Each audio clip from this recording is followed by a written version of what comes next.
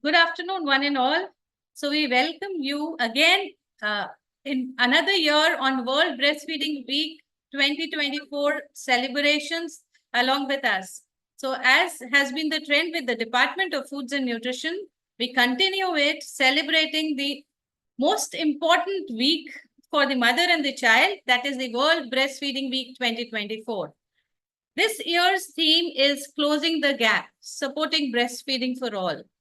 And we begin the webinar series today with Dr. Shweta Patel, who herself is a lactation management counselor and also assistant professor at the Department of Food and Nutrition. The title of her talk would be Samparamarsh, Counseling for Infant and Young Child Nutrition. So without wasting much time, I would request Dr. Shweta Patel to present her slides. Thank you. Thank you, Dr. Sengar. At the onset, I would like to congratulate the Department of Foods and Nutrition for arranging a series of various activities as a part of World Breastfeeding Week celebration, and a very happy World Breastfeeding Week to all of us. Breastfeeding is a natural process, and I believe when we say it is the week where we are celebrating breastfeeding, I believe that we are celebrating motherhood. I'd like to start my presentation now, but just a small note that I'm keeping the focus more on practical aspects, and the points that I have tried to cover are taken from WHO and UNICEF guidelines, as well as the guidelines that are given by Ministry of Health and Family Welfare, and a lot of content and inspiration is also taken from the official website of Breastfeeding Promotion Network of India. So all the mothers are amazing, right? We know that mothers do their best for all their kids, and they certainly need support also. All the mothers, each and every woman, everywhere, globally, have a right to respectful breastfeeding counseling from trained healthcare providers. This is posted on the WHO website this year, and I completely resonate with it. We say that counseling is essential, and when we talk about counseling, there are various service providers that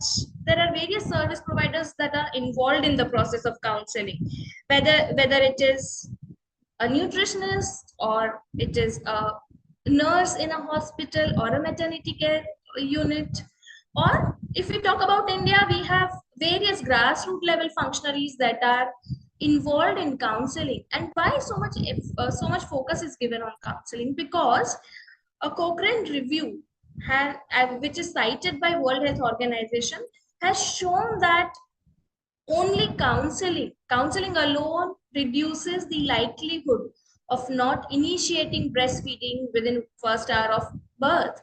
And we know that when we talk about breastfeeding failure, or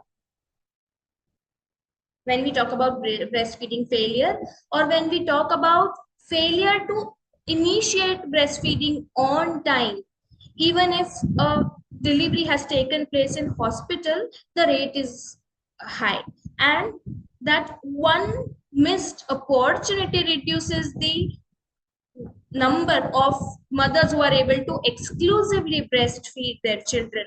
And if counseling alone can help us improve the situation, I think we should continue focusing on the process. The review has further shown that the likelihood of, just a second please, excuse me. Okay. The review has also shown that counseling reduces likelihood of infants being fed by any additional foods or liquids other than breast milk in the first 2 days of birth. It also reduces the likelihood of not breastfeeding during the first 4 to 6 weeks, the neonatal period, where we know that we are losing a considerable number of children to infections and inappropriate feeding and caring practices. It also helps us reduce the number of mothers who are not breastfeeding during the first 6 months, especially It helps us improving the rate of exclusive breastfeeding. And along with that, it helps in reducing likelihood of artificial teats or bottles during first 6 months. And we know that counseling alone will help us improve the situation uh, with respect to IYCF practices in our society. So what is counseling? Counseling word is very casually used at times, I believe. And in Gujarati, they say Paramarsh, but I always say that it has to be Samparamarsh. Samparamarsh, when I say the feeling of samatva and feeling of togetherness with mothers is being emphasized. And the question that I always ask my friends is that we are providing information. Each and every functionary, each and every person who knows about IYCF is going to provide information to mothers. So when mothers go to any functionary or any service provider, they are given the messages. And remember, they are getting the same messages over and over again. But are we doing enough? Providing information, is that enough to be called counseling? We all know the answer. It is not enough. When we say counseling, it is actually a process of helping mothers to take informed decisions.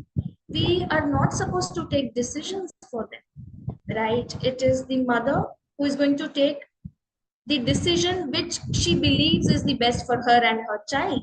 And we as counselors should be there to guide, should be there to hold their hands. If we feel that she has not realized the importance or need of a practice or a suggested step, we may help them understand the importance and make them feel the need. Focus has to be on felt need of the mothers, then only the practices that we suggest are going to be sustained. They are going to follow the practices suggested to them only if they believe that it is going to help them and their children. Now, that is not enough. When we talk about breastfeeding, we know that low confidence among mothers or doubts in mothers, especially young mothers or primary mothers, or in these days even primary mothers, we also have primary mothers who are not young. People choose to conceive at an old age, and that is altogether a different phase of doubts and confusions and fear. And as counselors, we have to help them remove these fears. We have to support them and make them realize their potential and self-sufficiency.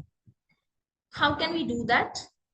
By providing correct, appropriate, and necessary information at any given point of time. Right? So that is why they say that counseling is a way of working with people in which first we have to understand how are they feeling.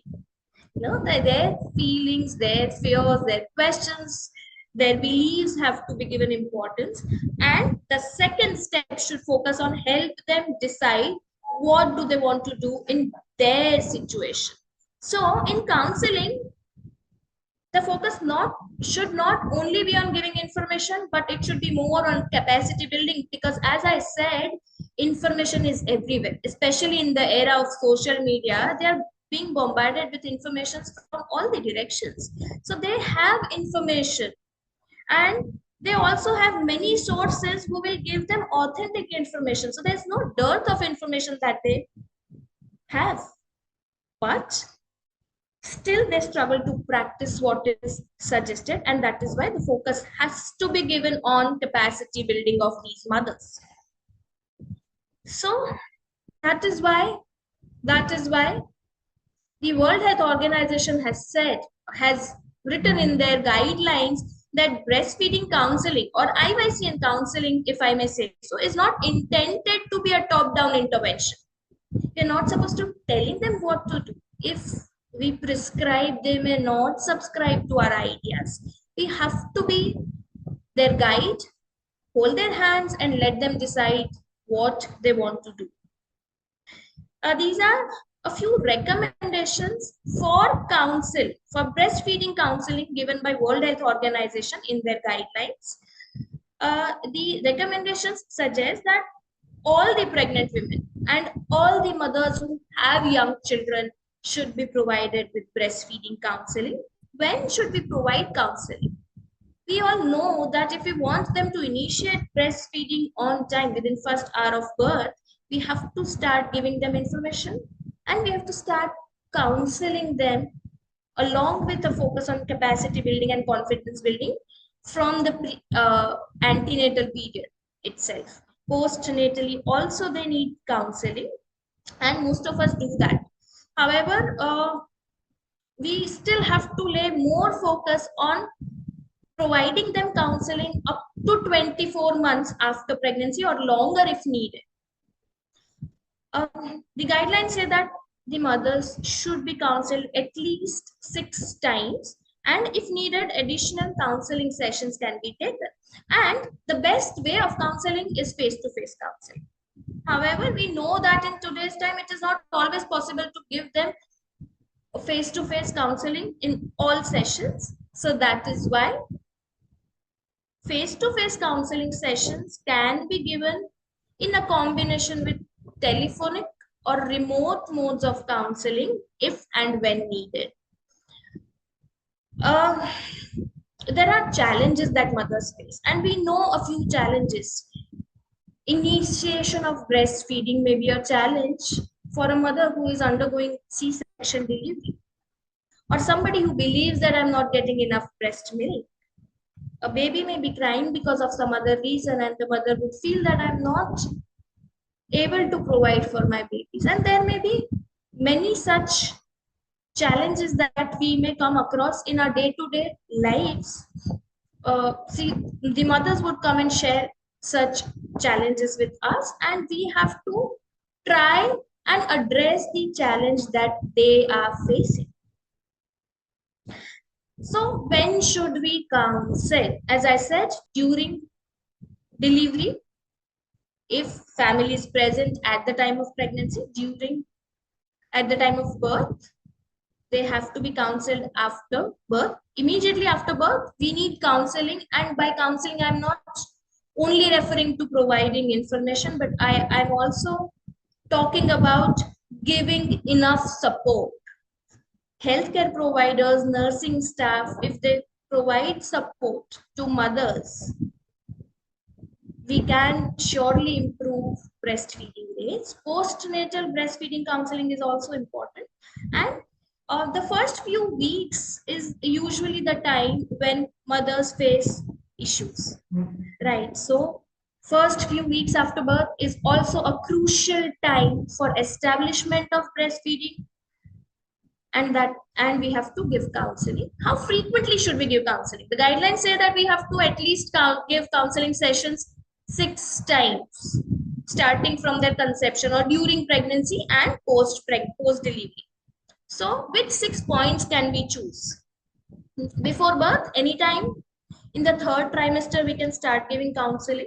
During and immediately after birth, the perinatal period, up to first 2 to 3 days after birth, is a crucial period and a great window of opportunity for us to give effective counseling and help them establish breastfeeding. If we are able to help them establish breastfeeding successfully, there are very high chances that they are going to continue exclusive breastfeeding for first 6 months. They are going to continue breastfeeding up to at least 24 months as written in the guidelines.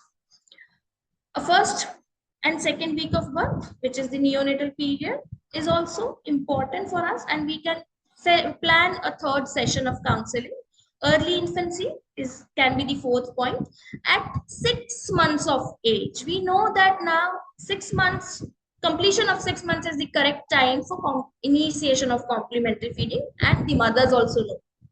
But to make sure that they practice this effectively, this age or this point of time can be grabbed as an opportunity for the 5th session of counseling as mentioned in the guidelines, and anytime after 6 months. So these are the 6 times when we can give counseling.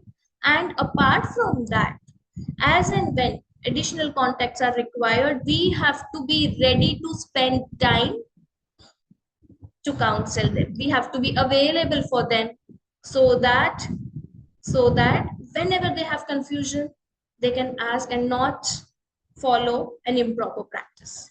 Anyway, so I'll talk about the two major skill sets for listening and for counseling. One is grouped and termed as listening and learning skill. The other set of skills that we require is building confidence building skills, support giving skills, and confirming with skills for confirming whether they have really understood the message, whether they have really understood how to do a thing, do something which you have suggested or not. Listening and learning skills include helpful non-verbal communication, asking open-ended questions, very very important. We many at times cannot do this effectively. Using responses and gestures which show that you are genuinely interested, and your interest is focused, you are interested in their good, not only your benefit. Reflecting back to what the mother says, which will give her assurance that what she's asking is a valid question. And keeping empathy and empathetic behavior is very important, which often doesn't happen. We tend to become sympathetic when we are dealing with young children and their mothers because we are emotional creatures. But we have to realize that we have to be empathetic, not sympathetic towards them, and we have to show them that we understand how she feels. And avoiding judgmental words, which is very difficult at times when we are taking long counseling sessions with mothers. But most certainly, if we do that, we will be able to deliver effective counseling. Helpful nonverbal communication starts from keeping the same head level. Now, as I mentioned before, all the functionaries, be it a functionary working in a hospital or service provider working in a hospital or a government functionary or counselors like us, everybody is involved in the process of counseling. But most of the time, they also have other primary function to be served. They also have other main work that they have to do. And in practical scenario, if we try to recollect the typical hospital scene, the nurse would be cleaning the baby or giving injection, or injecting a medication in the pinch that is there.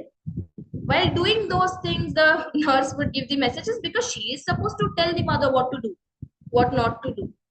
And these are the instances where unknowingly they are not able to establish a connection with mother, and that is why the counseling may not be effective. Keeping appropriate distance, paying attention, very very important. Often when we start counseling, we want to give as much information that as we can.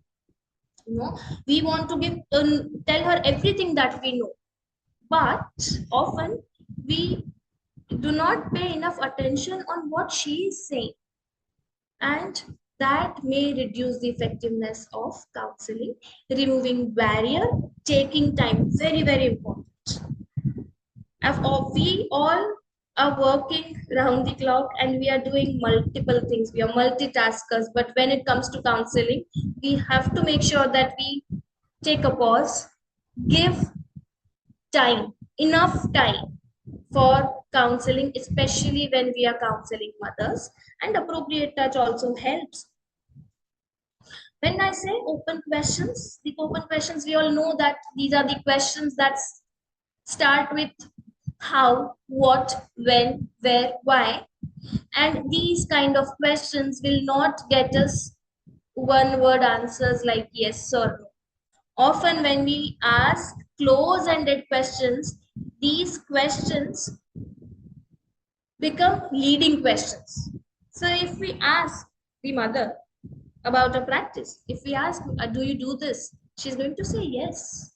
and there we missed an opportunity to get the correct information. So asking open questions is most certainly a skill that we all have to develop as counselors.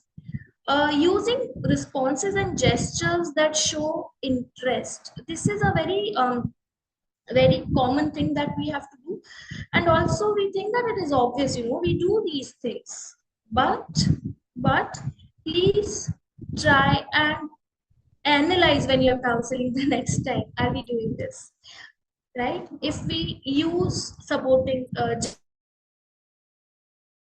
gestures that show interest or show support, the mother will feel more comfortable, more confident, and she will share enough information. Reflecting back on what mother said is another thing that we should do, and we should make conscious efforts to do this while we are counseling, so that the mother feels heard. It shows, it reflects that you have really heard and understood what she's trying to say, and it will encourage her to share more. And we all know that if we get more information, we will be able to deliver what she really requires. As I said, we have to be empathetic and not sympathetic. Judgmental words often are used unintentionally while counseling, and we have to make conscious efforts to avoid judgmental words, right, wrong, well, badly, and not only words. While speaking, judgmental expressions also have to be avoided. In our day-to-day life, we have a way of speaking. Many a times we say, it is good, it is enough, or you should not do that. And that one word is enough to break down confidence of a mother, especially a new mother who is still struggling. And it is not only a struggle to breastfeed, but she may be undergoing postpartum depression, and building her confidence will help us ensure that during the difficult phase also she's maintaining proper practices. Another set of skills that I was talking about is confidence and support building skills. We have to learn to accept what a mother thinks and feels. We cannot disregard the mother's feeling, and it may be a mistaken idea. No problem. We have all the opportunities to correct that, but first we have to show her that you accept that she feels it, and then if you give her suggestions, she may show better acceptance.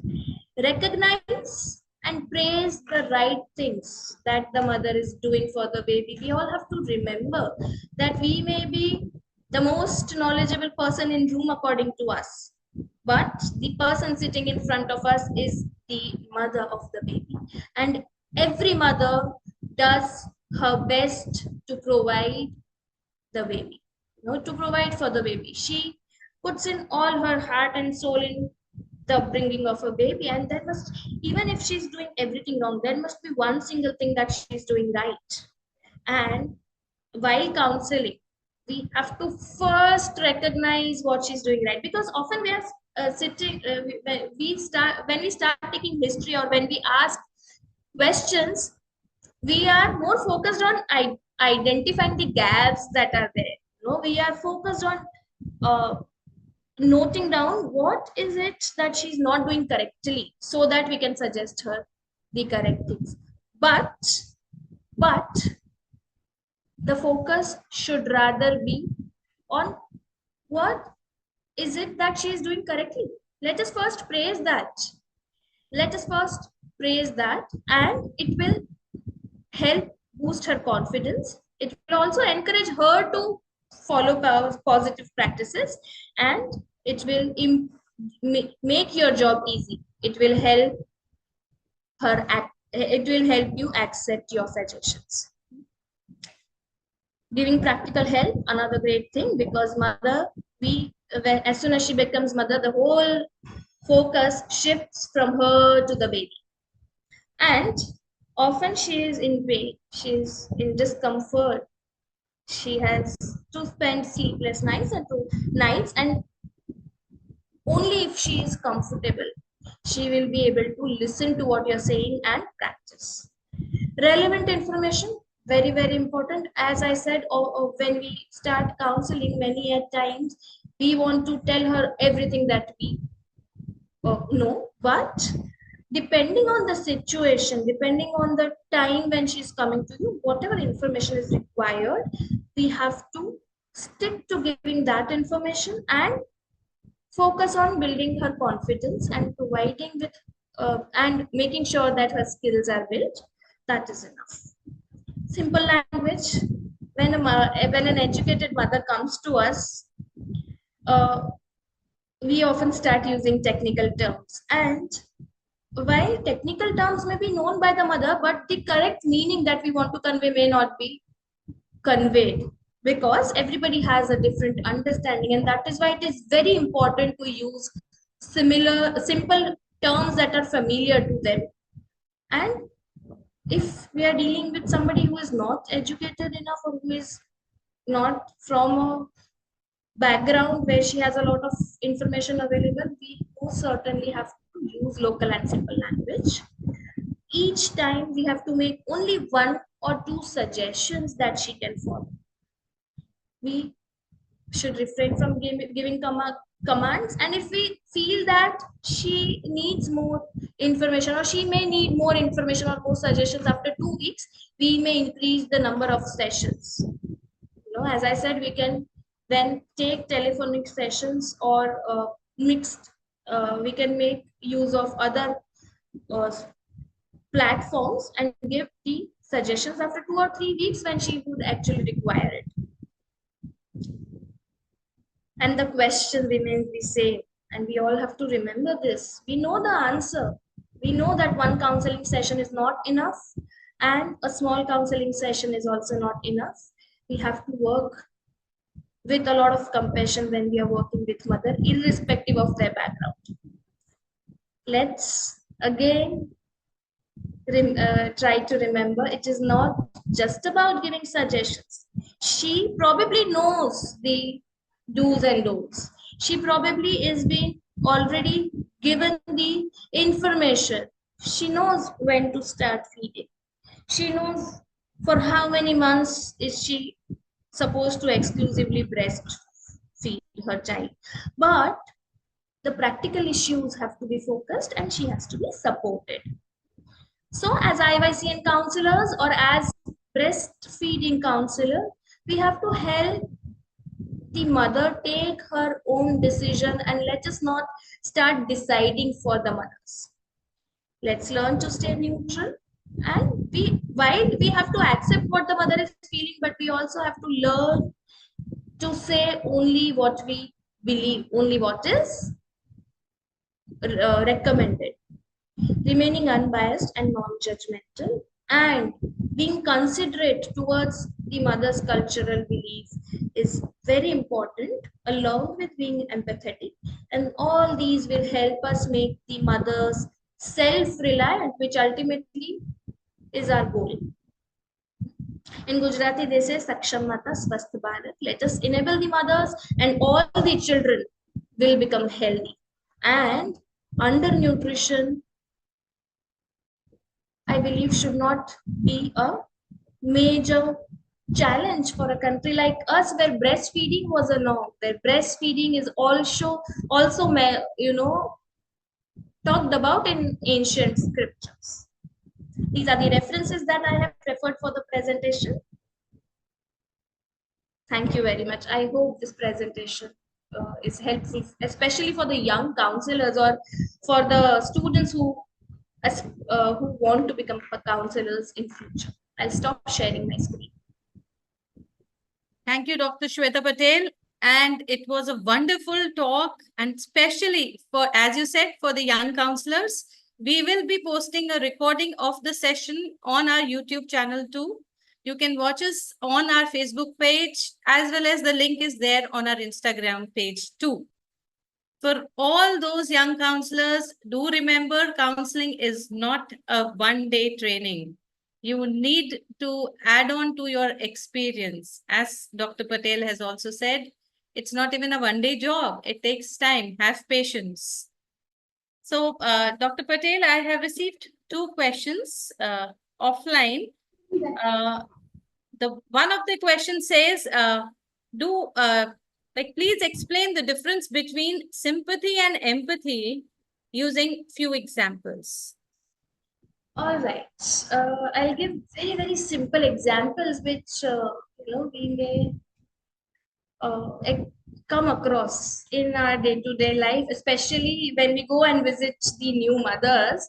If a mother says, "Oh, बहुत दर्द हो रहा है, मैं कैसे लूं ना?" and we would say, "अरे बहुत दर्द हो रहा है." And the moment we say that, we are showing pity, we are showing sympathy, not empathy, and the expressions also show sympathy. Where instead of saying that, we can say, "I understand that you must be experiencing a lot of pain." And this is also a great opportunity for us to praise her.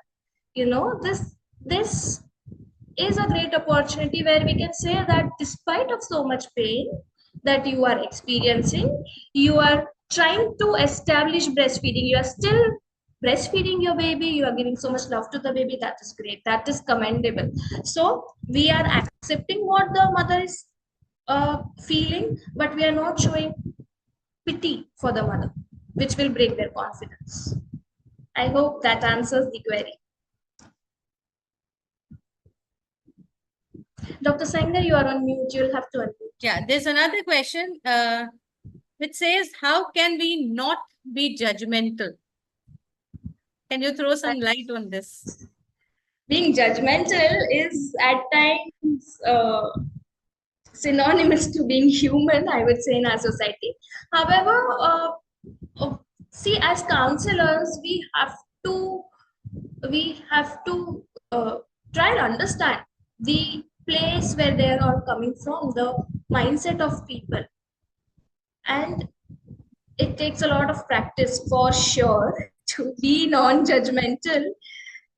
If we become judgmental, then we will start prescribing. As I said, if we start prescribing, they will not subscribe to your idea. So let us all practice to be non-judgmental, and we have guidelines to stick to, right, which will help us being non-judgmental.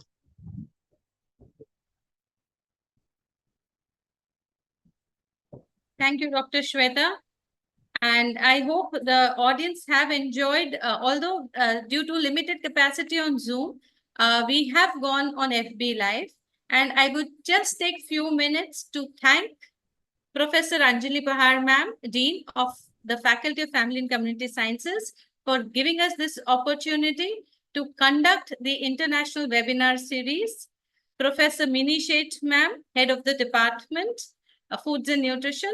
Professor Vanisha Nambiar ma'am, who has been coordinating for the webinar series, and all the speakers and moderators and the people who have provided the technical support to us. A very big thank you to all, and please stay tuned. We have further talks on a daily basis. We have between 12 to 1 talks on lactation management, nutrition during infancy, current IYC and practices, role of diet in pregnancy, physiology of lactation, postpartum psychological stress and depression and its impact on lactation, myths and facts on breastfeeding and baby-friendly hospital initiative. So stay tuned and let's meet daily between 12 to 1 for enlightening ourselves on during this World Breastfeeding Week. Thank you for joining us.